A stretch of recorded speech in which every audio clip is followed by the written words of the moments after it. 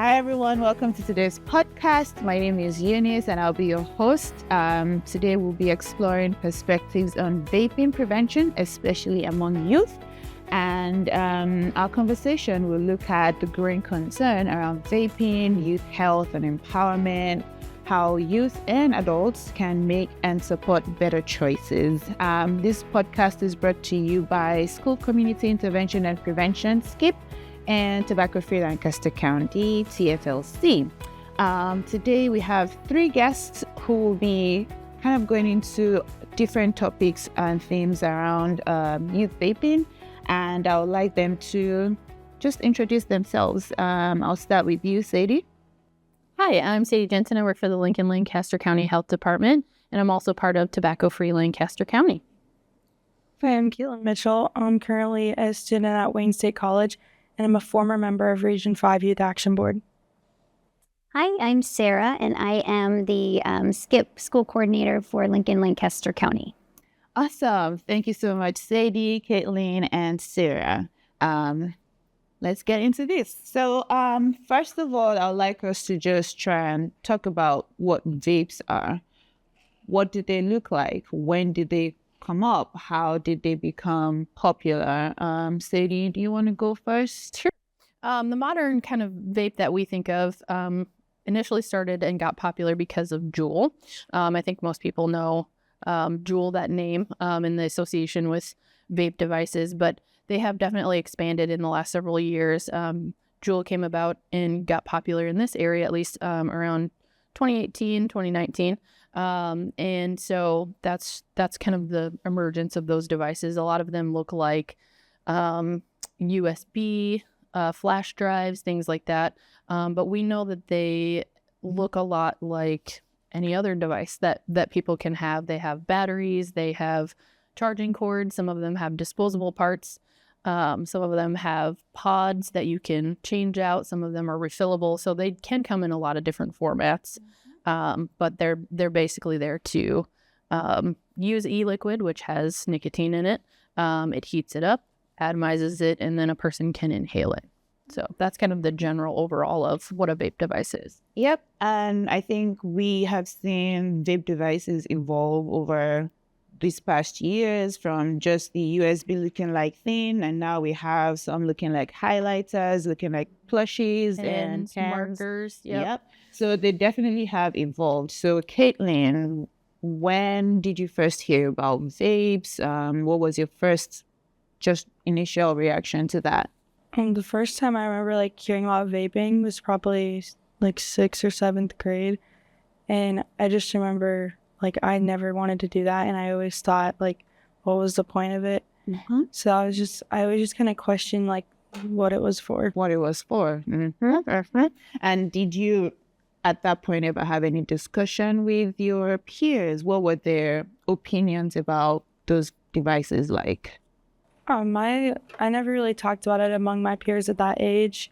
It was probably when we got closer to high school that I started seeing it being used or talked about among my peers. Definitely, vape devices have evolved and they've been here for a while. I guess now we want to look at how they affect health. And we're going to look at physical, mental, and social health, and just see how that relates to use. Sarah, how does vaping connect with stress, anxiety, mental health generally? Mm-hmm. So we know that when kids first try a vape, it's typically because their curiosity and peer influence, they see their peers doing it. So it's more of I want to be a little rebellious. I want to experiment, and I want to see what this is about.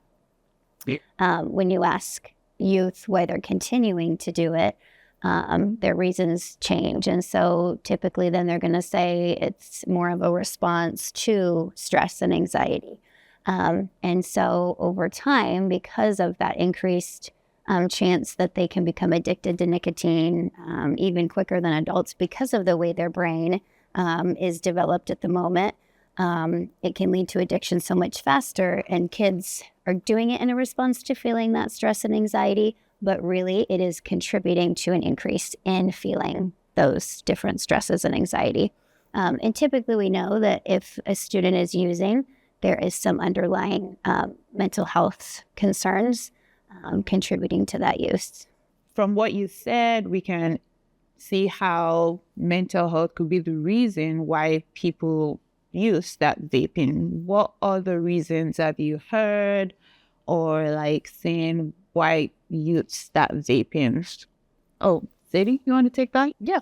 From the data and the surveys and things that we have done and that we have available, we know that youth definitely do start because of kind of that curiosity. But these vape devices, going back to kind of what those are, they were designed to take away some of those kind of the negative points of combustible tobacco products like cigarettes.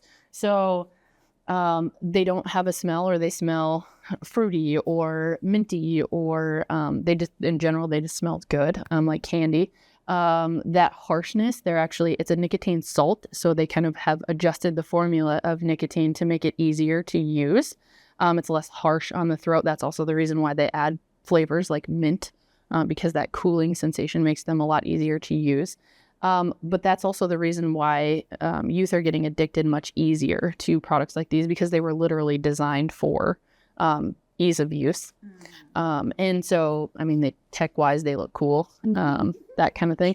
And then like the flavors that you can choose from, they're a lot easier to use, a lot easier to try them, and for it not to be a negative experience. So that's another reason why youth kind of have used them, and then they get addicted to them kind of quickly. And so that's another reason there. It's what they were designed for. Yeah. So it's Easier to hide them too. So I think once they get to the point where they are using regularly because they are addicted to the nicotine, it's easy to slip them up their sleeve or stick them somewhere where they can access them discreetly at school or practice wherever they are. So, and they sell products that are specifically designed to be, they call them stealth or disguised vapes. So they sell products like that on purpose to make sure that they're easier for them to hide, because it's easier than for them to use. So, sure. So yes, we've looked at the factors, reasons why youth could start vaping, going from tobacco industry targeting the flavors, the design, making it tech savvy. So Caitlyn, in your experience, what are the vaping devices looking like these days? The big one that I've seen, just kind of like they can have them in the dorm. So I've seen a lot being an RA. Just like rim checks and stuff, and a lot of them are using geek bars now. And there's also this like one kind, well, it's a type of geek bar, but it like looks like a purse. It has like a little chain handle thing. I've seen a lot of those with girls. And then there's also some geek bars that have games on them. Yep. And you can like play games. There was one I saw that was like, I almost think you could text on it or something. Like, it was really advanced. So they're just kind of trying to like do all these cool things to get people to want to buy them. See, I haven't heard about the post one. new to me too. Oh, see, I've heard of the ones that have the games, and there's this one where you have to keep a streak. So you keep your Tamagotchi alive. Yeah. And then it's like counting how many puffs you're taking, and you can have this whole competition with your friends. So yes, even if a young person is trying their best, the tobacco industry is like trying harder and pushing this in their face. So how about social, physical, financial? How does, and anybody can take that one, how does vaping affect those aspects? Like we've seen the connection. Mental health, it can be the reason they start, it can be the reason they continue because they think it's helping. But I think we need to shed a bit more light on how vaping can affect finances, social life, and also physical health. I think it just kind of depends. The vape devices that we saw, they, going out into our local area, they go anywhere from a couple of dollars to $20+ depending on which kind of devices that you're using. And then if they're pods, then they have the refillable pods. That can really impact the price and the cost of those things. physical aspects of health. I mean, lung issues, breathing issues, brain development, which we've talked about a little bit, addiction. And so then the tobacco and nicotine cycle that happens in your brain also impacts the same area as like memory, learning, and things like that. And so if you're using at a young age, sometimes those developmental milestones that you should be hitting can be delayed, or you can have a deficit kind of permanently because that part of the development period has gone. So that's definitely something that we see in the short term. These devices haven't been around long enough for us to have real long-term studies that folks have used them for a long enough period of time that we can make a specific connection to things like cancer and things like that. But we do know permanent lung damage has happened, but also that there's chemicals in these that we know cause cancer. We just haven't had any links directly to this device causes cancer. Financially, I think, for youth, that's always going to be an issue. If you don't have money, then how are you? to maintain that? Yeah, it's an expensive hobby to have if you're doing like the mod devices and things like that. But also then we see things like, youth being able to purchase them online and things like that. And then maybe selling them to friends and making money that way to do those things, which we don't want youth to be involved in activities like that. I had to do a calculation thing recently with a group on how much is spent on just tobacco products generally. And I love maths, you guys know, but it's like, let's say you get a device for $20 and you use that in a week, because also depends on how often you're puffing on it. But let's just say $20 in a week, and that's 52 weeks in a year. That's like almost $1,000 in a year just on buying a vape device. And of course, if you're in school and it gets confiscated, for example, you're like, well, I have to get another one, or it gets missing. Like at the end of the day, if you're keeping that amount of money for something else, you're saving a whole lot of money and also saving your health as well. Sarah, did you have something you wanted to add? I just thought when we go back and think of how like the teenage brain is developmentally at this point, right? Like they're already at an increased risk of risk taking and impulsivity because that amygdala is like what's overpowering right now. And the part of your brain that doesn't develop till 25, so these kiddos already kind of have like odds against them because they're literally functioning through middle school, high school without that reasoning, problem solving part of their brain that kind of like chills out the amygdala and helps make some of those rational decisions. And so, our teenagers are already impulsive. They're already experiencing mood swings, and they're just more apt to become addicted when nicotine takes hold. It connects to those synapses and they're getting those dopamine fixes. I mean, we talk about this with social media too, right? Yes. And so they're getting these short dopamine hits, which then over time, increases that need or that craving for the nicotine. And so it's impacting their mental health over time because their brain isn't developing and producing those chemicals that help you feel that sense of ease and comfort and joy and kind of that relax of when you're feeling overwhelmed and stressed, because that nicotine has rewired the way it's responding to it. Yeah. But then nicotine's increasing their mood swings and their anxiety and all of that. So it's just through that withdrawal. Yes. And, which are signs too, then that, parents can look for anything important for parents to know, like if they're seeing their kids experiencing, sleep issues. Yes. Irritability, all those things. That's part of that normal, I think, withdrawal process. So, and I know we talk later a little bit about how family can support, but I think that's an important piece is to know what to expect.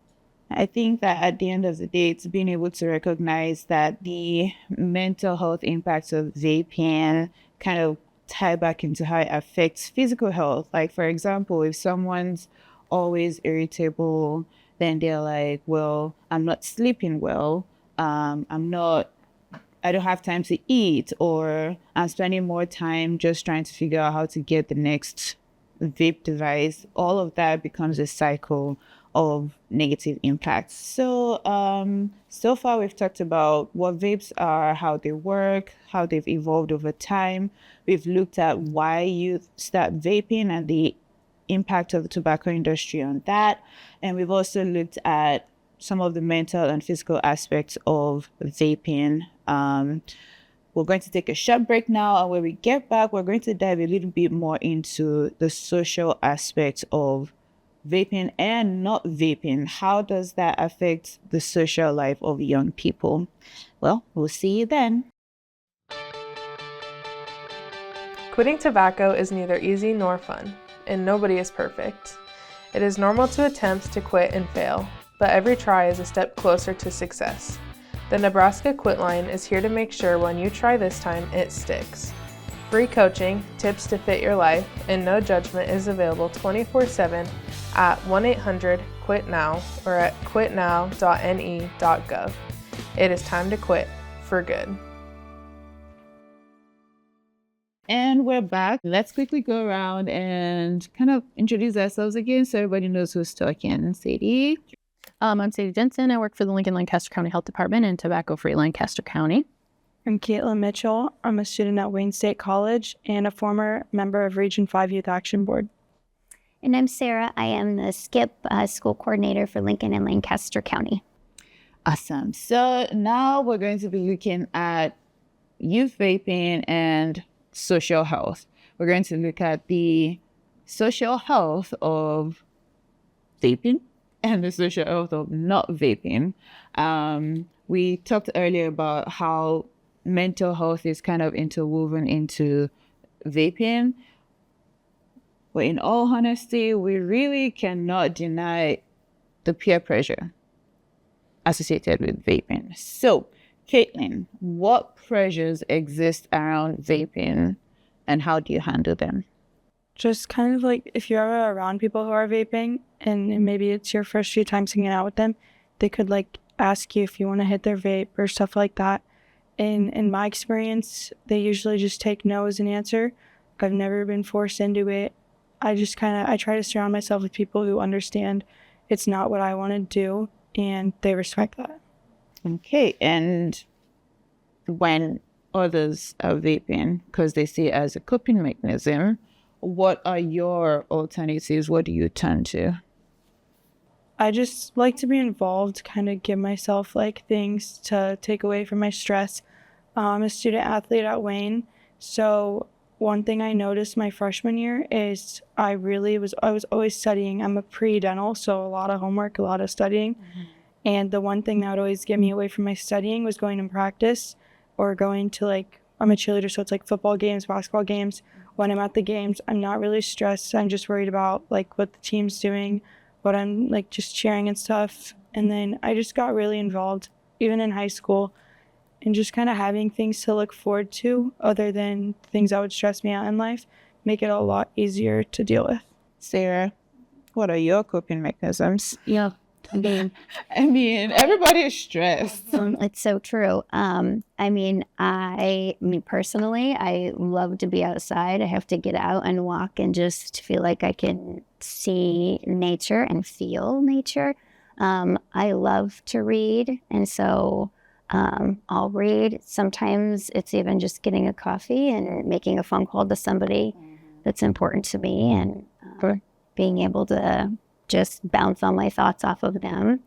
I think too, it just goes back to I'm thinking of the 6 pillars. It goes back to checking myself. Am I sleeping enough? Mm-hmm. Am I putting good stuff in my body that's not making me crave other stuff that's not so great for my brain? And things like that. And I think you brought up a great point, Caitlyn. I think finding that that natural high. I'm thinking of the naturalhigh.org website when they kind of they help you identify your passions and goals that help kind of drive you to making those, get your healthy dopamine Yes, the healthy brain, healthy, the chemicals that do the happy dance in your brain, like finding ways to, make that happen rather than, nicotine or something else, kind of, doing those short little dances that just end too quickly. You find ways to make them last, and that's great. Sadie? Yeah, I agree. I think that Caitlyn brought up a really good point of saying, it's about keeping yourself busy and occupied with things that bring you joy and that you find helpful to reduce your stress, those coping skills. I'm curious if there were people in your life as well that you felt like you could talk to, adults or peers, about support. Do you think there were people in your... Absolutely. My best friend, she's also pre-dental with me. So we have the same schedule. She's on cheer with me. We do everything together. And she also she's never used tobacco or vape, stuff like that. And I think it helps to have that type of person like right next to me all the time who has the same views as I do on that lifestyle. That's very true. Yep. I think that's really important to have a support network. And even if a youth is using tobacco products or nicotine products, or really any other substance, it's about that connection, that support that they need. And so not kind of looking at it in a punitive way, but understanding that these devices are designed to cause addiction very quickly. And they may quickly get into a situation where they need help and support. And it's not just as easy as just take the vape away. And so really providing that support to them. The Nebraska Tobacco Quit line, which is 1-800-QUIT-NOW. You can call at any age and they can get some support there. They could text Start My Quit to 36072. And again, they can get support there as well. There's several other ones that I can think of. We've worked with Truth Initiative before, and they have their own kind of quit line. It's called the X program. They have text-based and phone-based quitting support, and they also have support for parents, just advice on how to talk to your kids about vaping. I'm a former smoker myself, and I remember kind of growing up in a situation where everyone around me, everyone in my extended family, friends that I had, like everyone smoked and I didn't.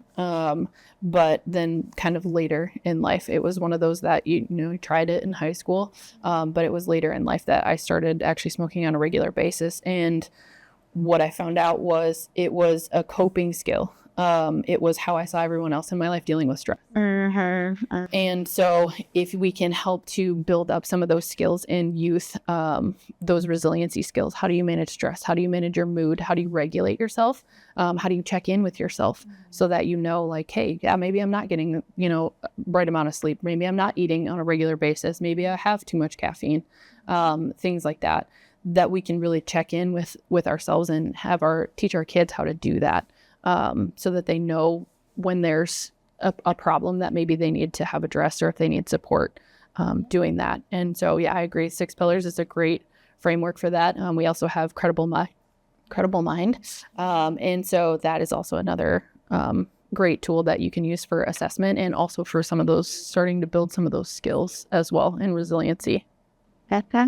I like how we've all shared different ways we kind of address stress and staying healthy outside of nicotine or other substances. I make art, I sleep, and I also read, write, and I allow my puppy to take me on a walk. I don't walk her, she walks. So all of these are good coping mechanisms, and it's, like Sadie said, very important that youth are able to identify those skills and develop and maintain them. But if a youth has those skills, there's still that aspect of I'm not able to join my colleagues in certain social activities. Caitlyn, how was that for you as a member of the Youth Action Board and a youth who had made the conscious decision not to use vapes or other tobacco products? How did you see this affecting your social life?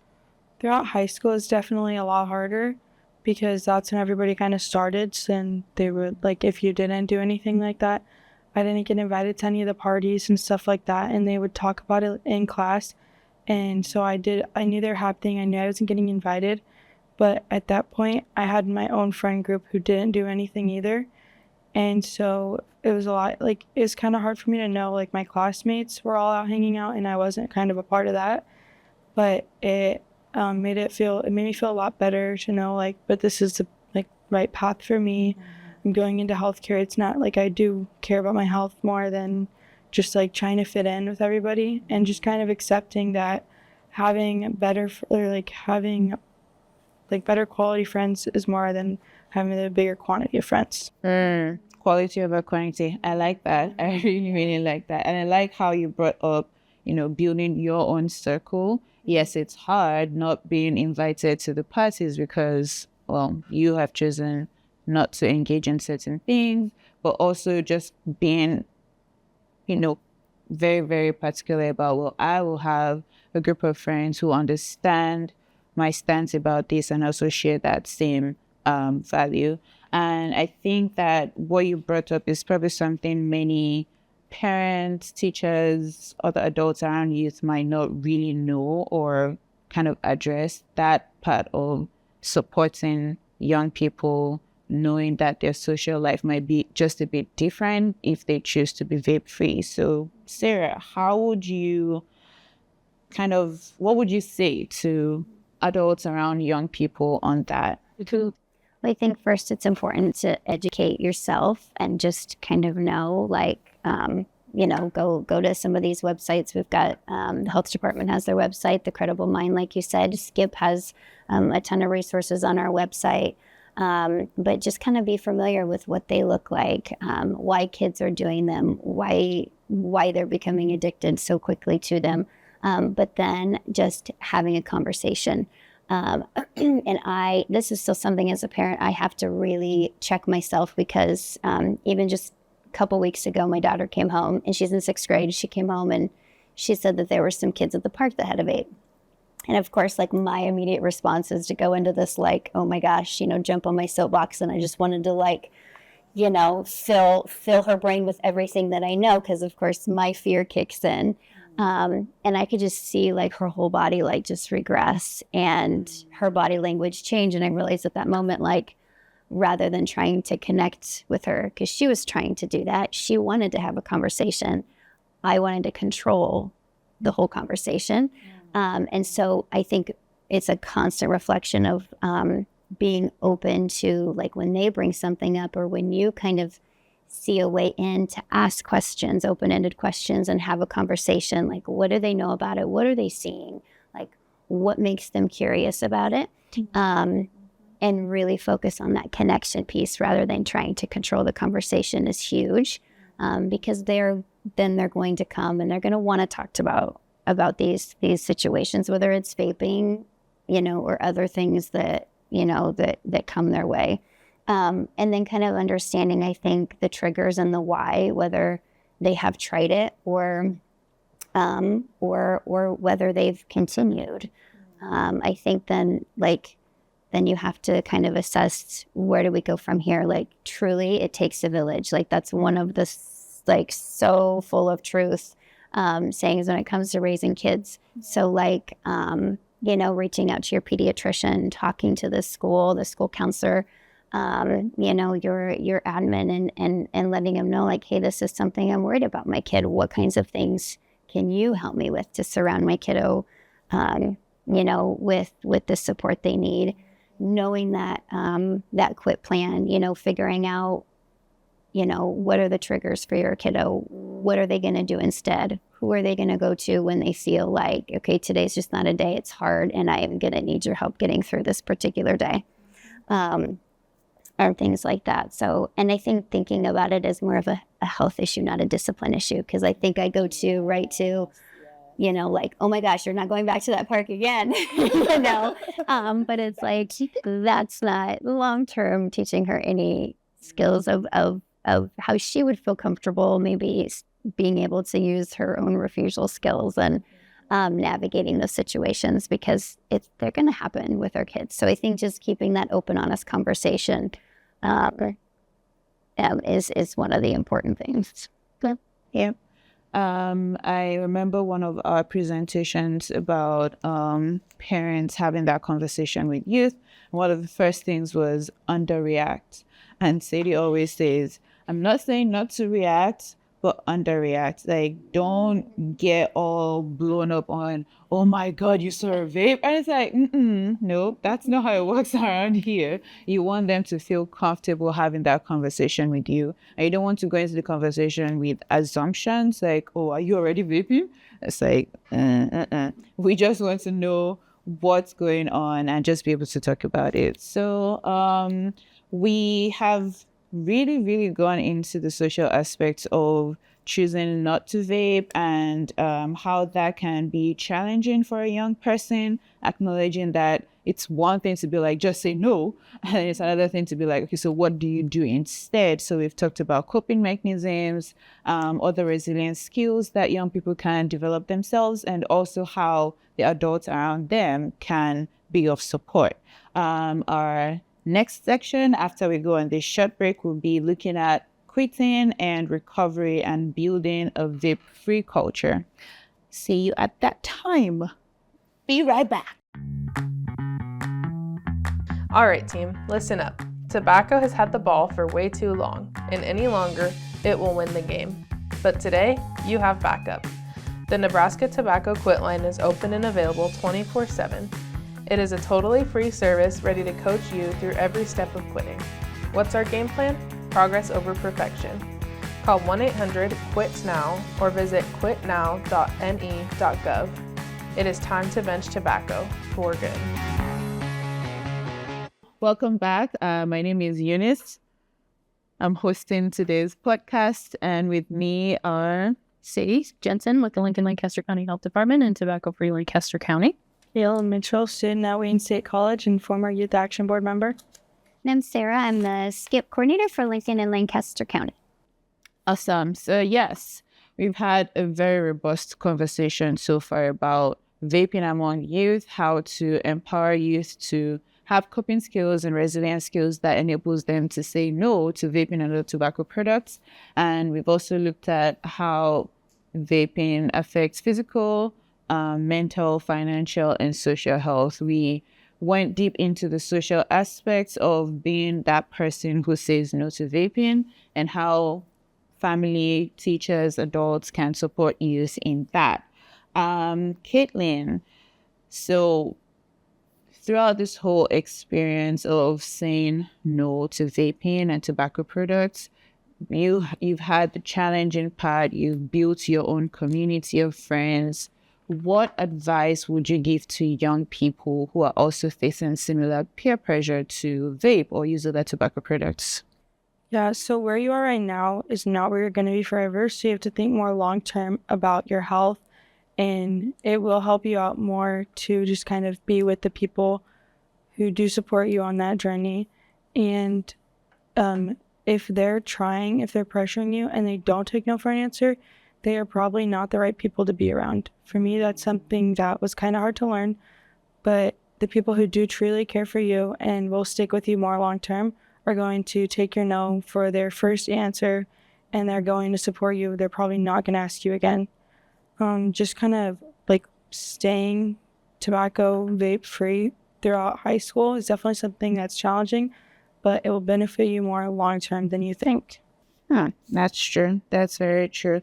If you are going to talk about how vaping would affect, for example, say their physical or mental health, what kind of examples would you give them? So being a student athlete, we do have to run a good amount for punishments, and you can just kind of see with the teammates who do participate in that kind of stuff versus don't, how irritable they are at practice, kind of how out of breath they are after they're running, which is something that really stuck out to me, because some laps that maybe my friend and I that haven't partaken in that, like we could probably run a lot longer with a lot less like need to be out of breath afterwards than the people who are partaking in that. You can see they're a lot more worn out. They can't breathe as good during routines, during running, just kind of stuff like that really sticks out and helps me to know I made the right choice. I like the points you brought about building with people who have similar values, because you're looking at the future. What are the kind of people I want around me, I need to start building that circle from now. And I also like your point about a true friend will take your no for a no and not try to pressure you into that. So having those things at the back of your mind kind of gives you a clear picture. Okay, does this align with the future I see for myself? And does this align with the kind of friendships I would like to keep? And yes, the example on physical health, I'm like, that is super important. I know how important it is for most youth to engage in some kind of activities, sports, cheer, theater even, and just being able to do those things without running out of breath is important. And now we've talked about how it's important to build those skills. It's important to have those friends. But then the question is, what happens when a young person has already started vaping? How do we help them? How do we bring up the support that they need? I think we'll just want to start with Sarah. Families, teachers, adults, how can they be of support to a young person who already has started vaping and is probably addicted? So I think, like I said earlier, thinking of it as more of a mental health issue, not just like a discipline issue, whether it's the school personnel handling it from their end or a parent handling it. So I think starting those conversations, listening to them, not just jumping on your soapbox and lecturing just out of fear, or out of control, but connecting with them, listening, asking questions. And then I think being aware of, what they're doing in their free time. Who are they hanging out with? Who are their friends?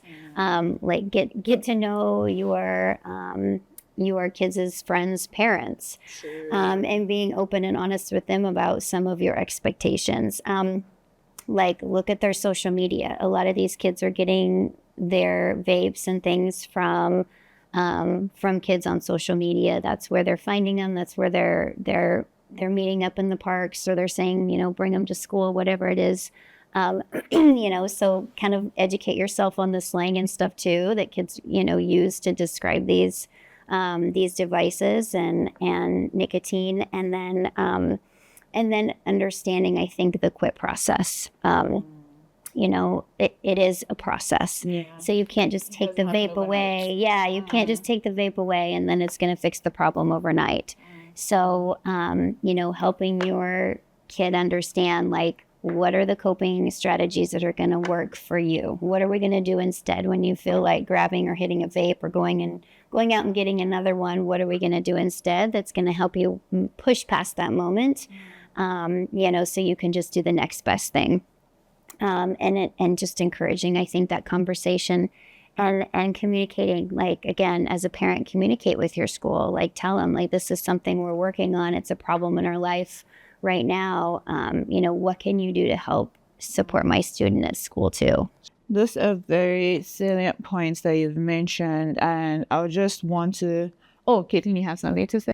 Yeah, so just from my experience, like being a friend to somebody who's trying to quit, I think it's very important that you don't like frown on them when they relapse, when they go back to it, and making sure they understand, like, it's a process. It's not going to happen right away and it's going to take time, and just supporting them. Don't kind of look down on them, and make sure they know that you're helping them out and you don't think any less of them for it. Well, that's definitely important to remember for anyone that's quitting tobacco or nicotine products, that it could take you several tries. In fact, most of the time it does take people several tries.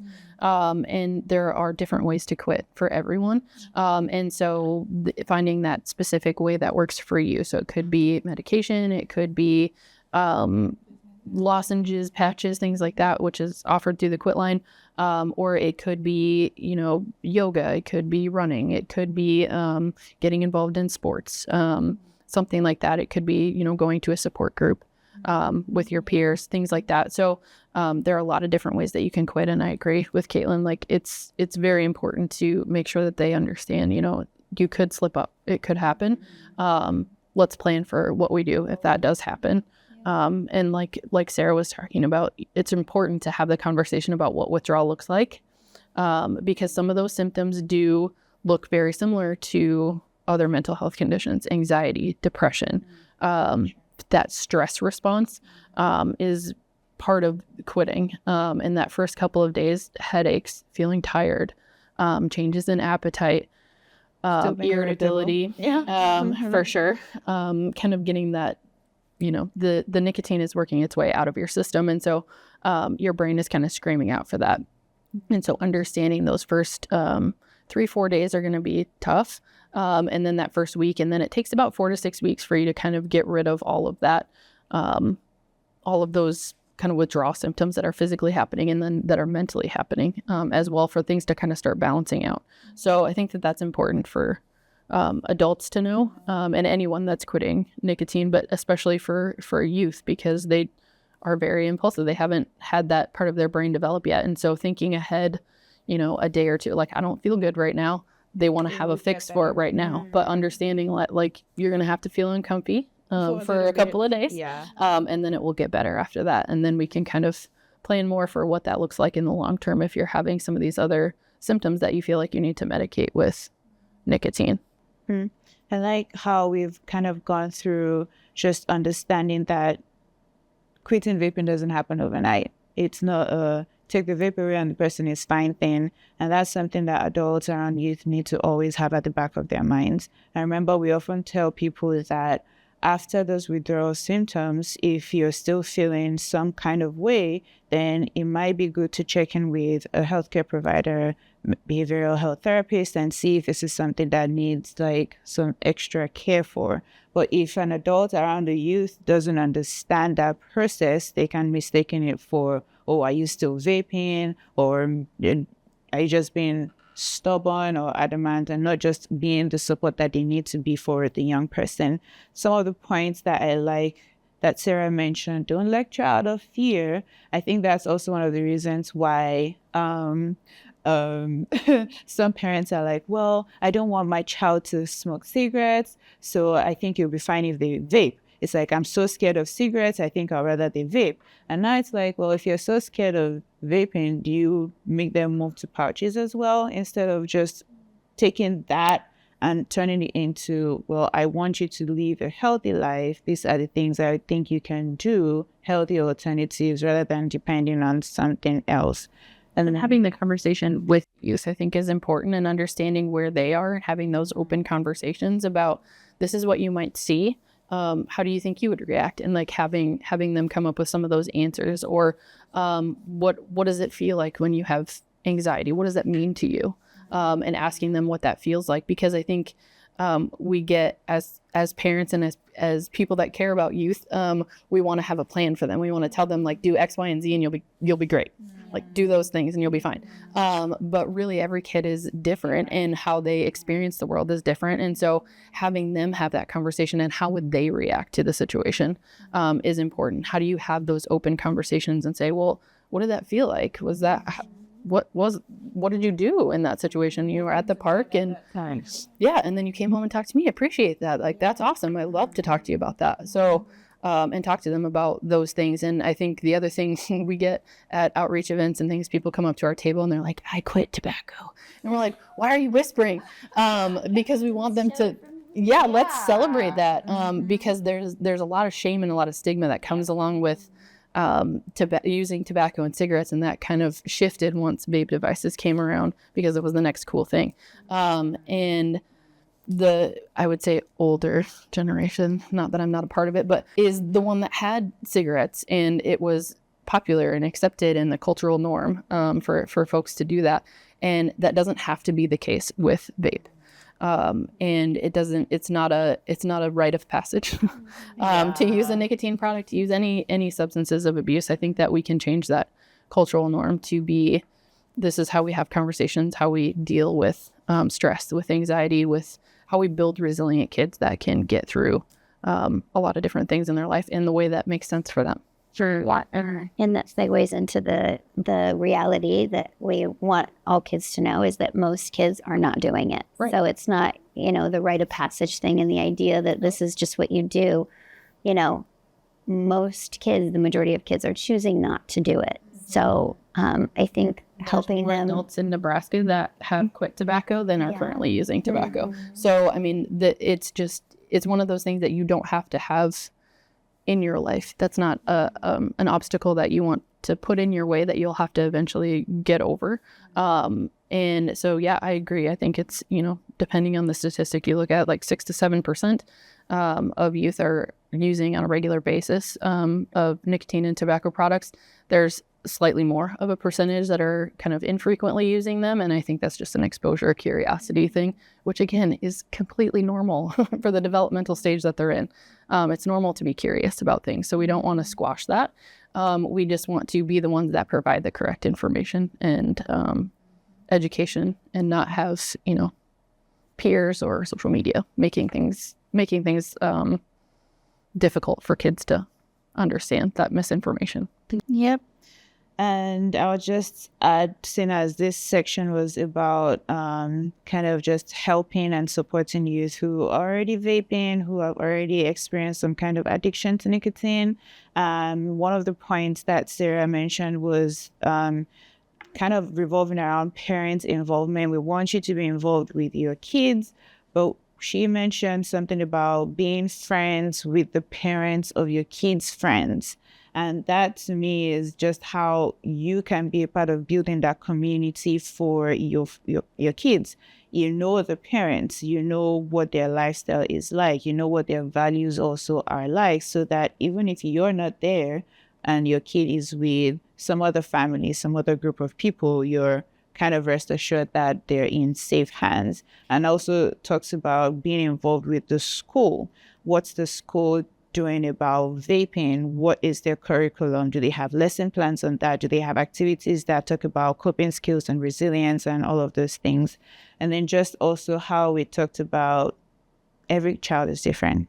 Every child is different. Their resilience is different. How they maintain it will be different. And even quitting, how a young person quits tobacco use is different.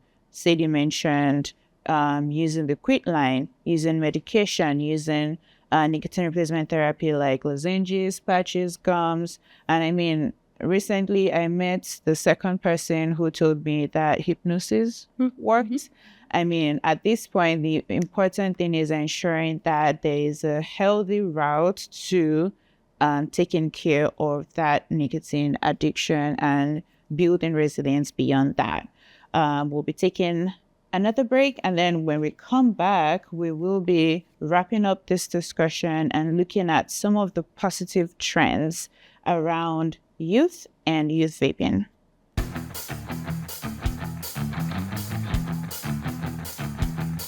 Life is busy. Meetings, work, family. So trying to quit tobacco on top of all of it can seem impossible. The good news is the Nebraska Quit text line is just a few clicks away. By texting QUIT NOW to 333-888, you will have access to coaching, tips, and real support right at your fingertips. Quitting can fit into your life, right between emails and grocery runs.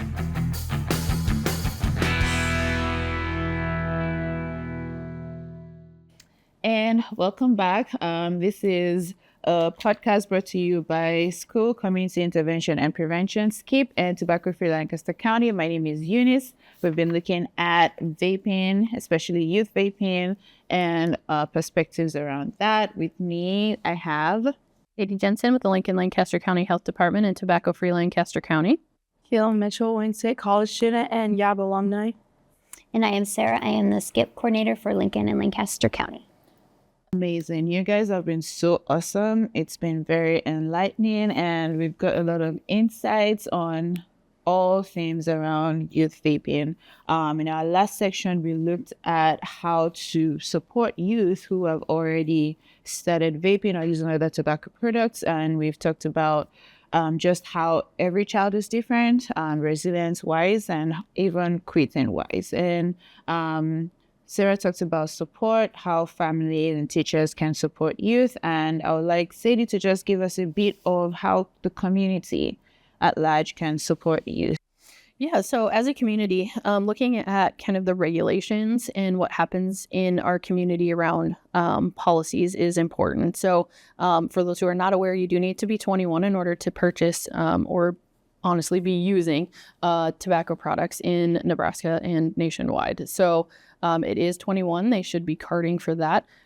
For our retailers, they can also check, when you check IDs, it is vertical if they are under 21, and it is horizontal if they are 21 or over. So that's a quick, easy way for you to check to make sure that they are of age. Policies wise, if we look at the Nebraska Clean Indoor Air Act, you cannot smoke or vape in any public space or workspace that is indoors. So that is another way to kind of help folks from avoiding that secondhand smoke, secondhand aerosol exposure, and it kind of also reduces that cultural norm of everyone around me is using these products when that's not actually the case. And it really also helps to have tobacco and vape-free spaces, like schools, for instance, in our area are tobacco and vape-free spaces. We also have parks. There's several other locations that are tobacco and vape-free spaces in Lincoln and Lancaster County and throughout the state of Nebraska. And so that really brings us also to the environmental impact of these devices. And something that we've had come up recently is what happens with all of these devices that are used, and they're called disposable. But the reality is they have lithium batteries in them, so they should not be going in your trash or recycling.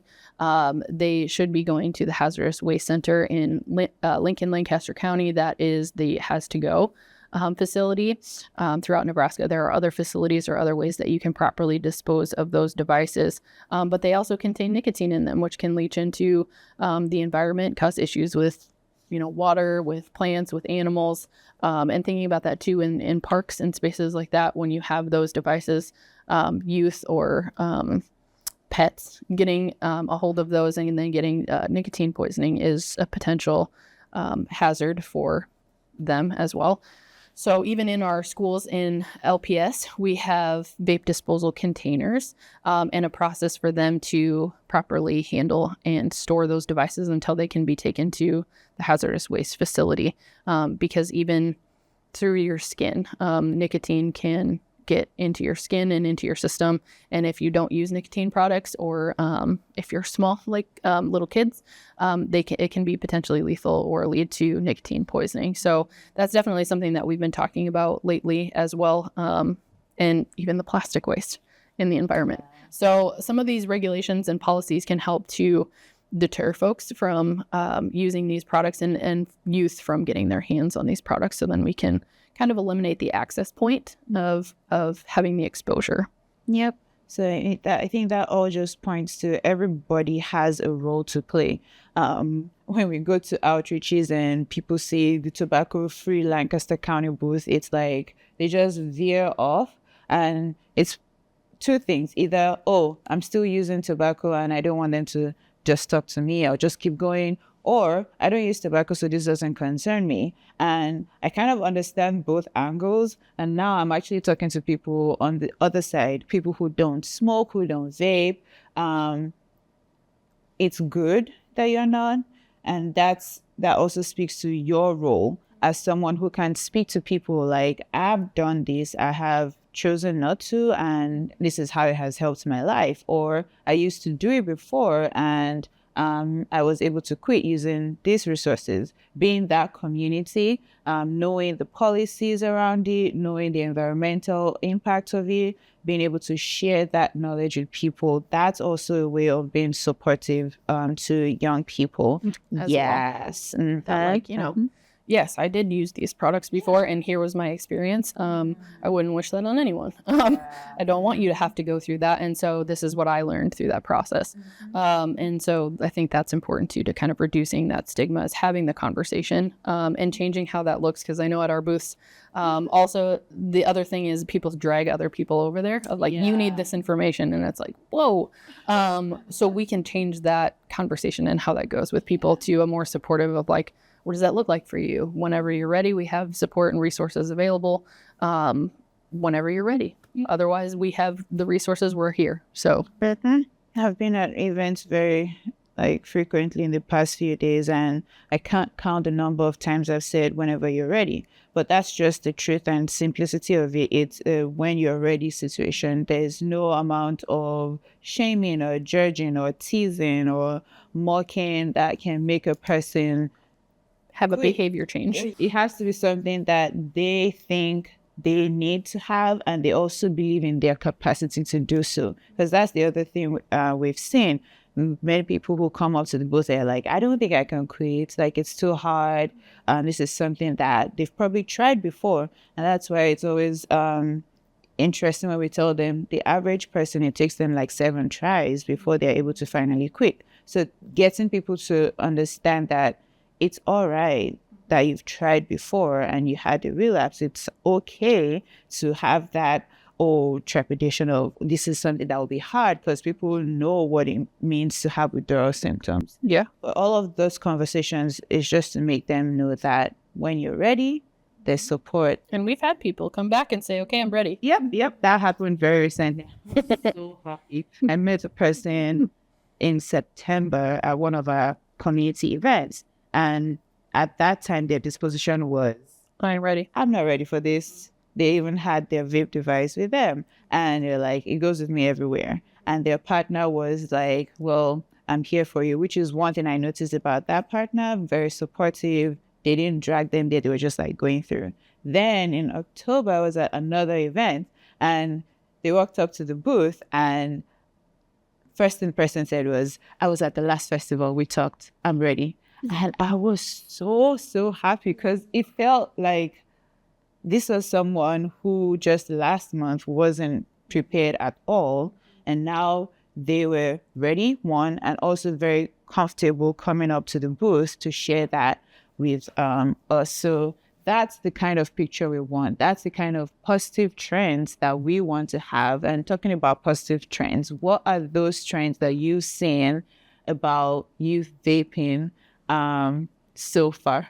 Kind of like how I mentioned, I think, it's really important for youth to know that the majority of kids are not vaping. I think, Sadie, would you say 6 to 7%, depending on what I think statistic you look at, are vaping, which, yes, that's still a large number, of course, that we want to be able to support in that way. But there's a power in numbers. And when kids are so influenced right now by their peers and their peer behavior, it's great to know, listen, more than likely you're going to look around this room and see a lot of people that are choosing not to.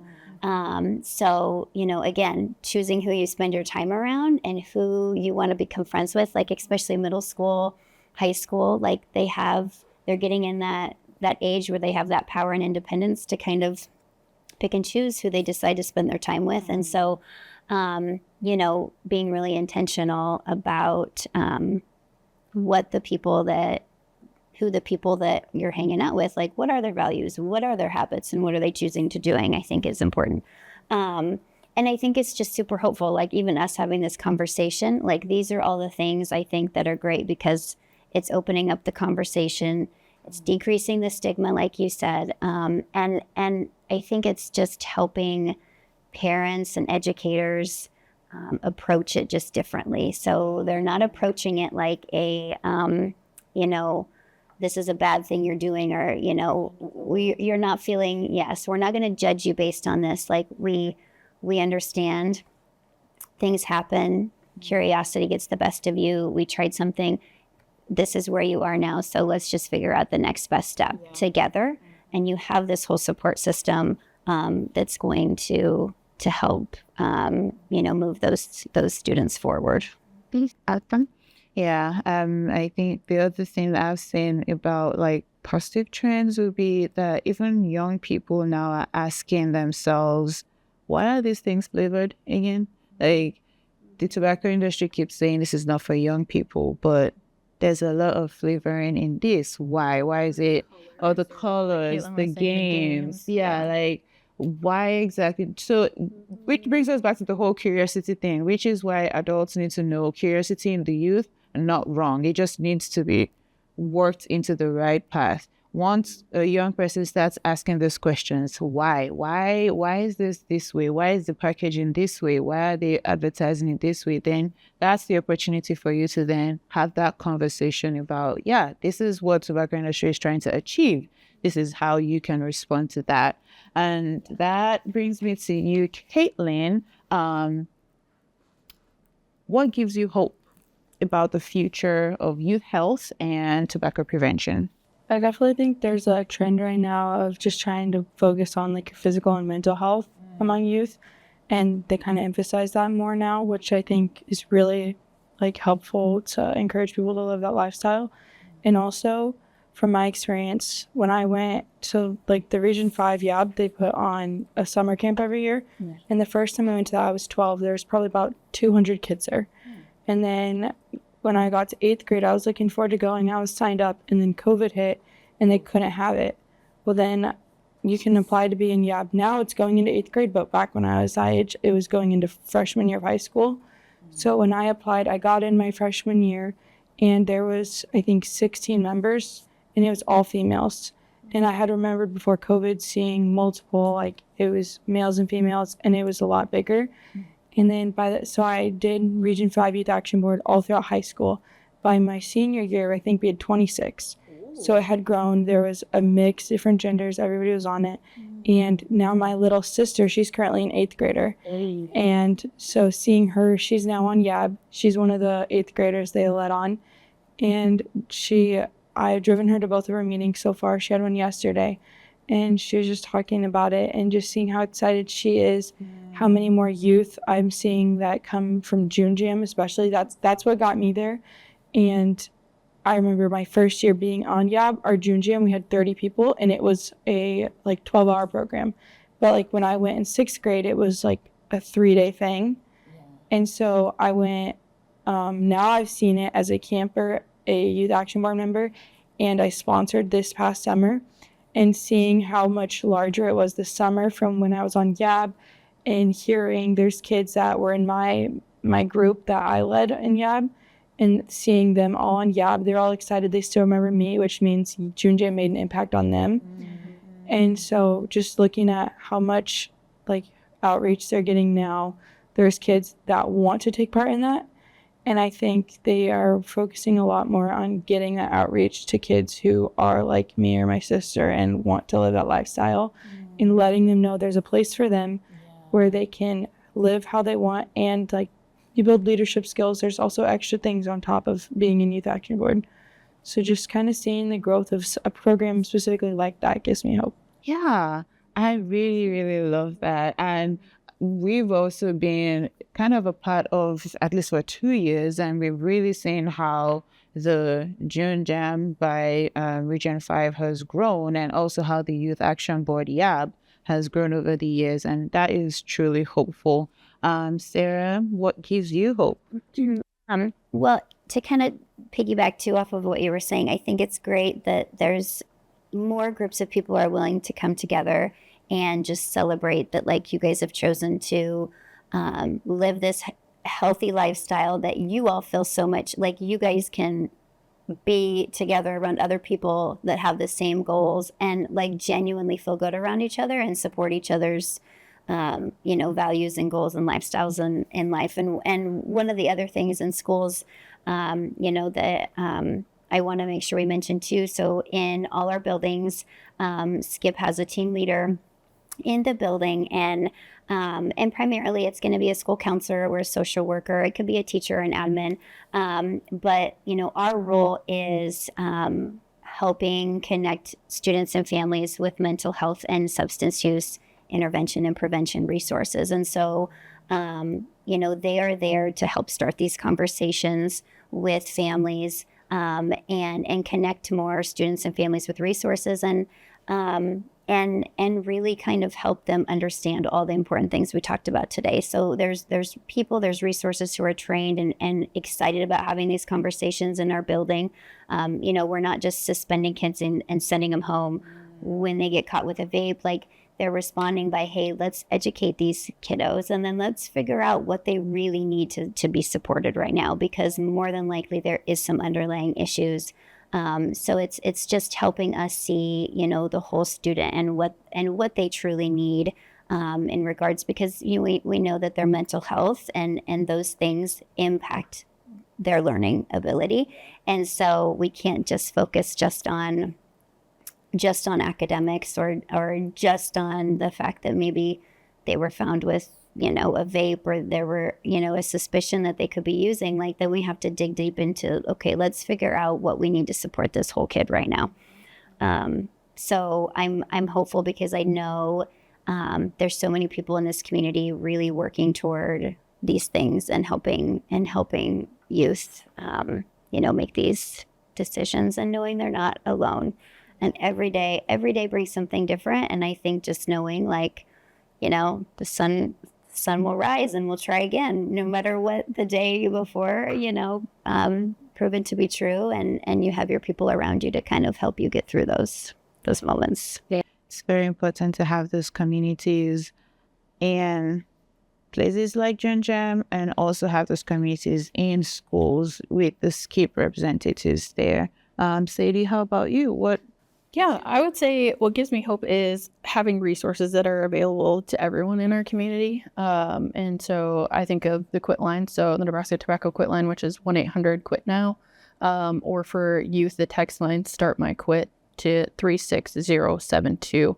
One thing that I had thought of is back when we were talking about this was when we would ask folks when you're ready. And the reality is you can contact the quit line or the text line even before you're ready to quit, because you can ask them what it looks like what could your plan look like, and they can help you figure that out. And another statistic that I was thinking of when we were talking about positive trends is 64% of students attempted to quit tobacco or nicotine products last year that used them. So that right there tells me that these products are addictive. Nicotine dependence is real, and they need a lot of support to try to quit, because we want to make sure that even if they have to take multiple attempts, that they know that that's okay, and that we have the support and the resources available to help them get over that issue. This has been super awesome. It's been just minutes of good discussion around vaping, especially among youth, and just how that affects their physical, mental, social, financial health, how choosing to be vape-free is possible and is actually what is trending right now. There are more youth who are not vaping or using tobacco products, either because they never started or because they did at some point and they were able to successfully quit using those products. And we've also looked at how community support in all forms is critical. We want parents, teachers, administrators, other adults around youth to be aware of how they can be of support, building coping skills, resiliency, being there for them through quitting and withdrawal symptoms, knowing the resources available in the community, including schools where SCIP team members are, knowing about the quit line and the text line, just being aware of those things and being able to have that conversation outside of fear, outside of shame and judging, and being that friend that's able to support another friend through it all. Thank you so much, Sadie. Thank you, Caitlyn. Thank you, Sarah. It's been such an amazing time with all of you and our guests. Thank you so much for your time spent with us. Remember that many youth are choosing to stay vape-free, and many of them are also choosing to quit. See you at another time.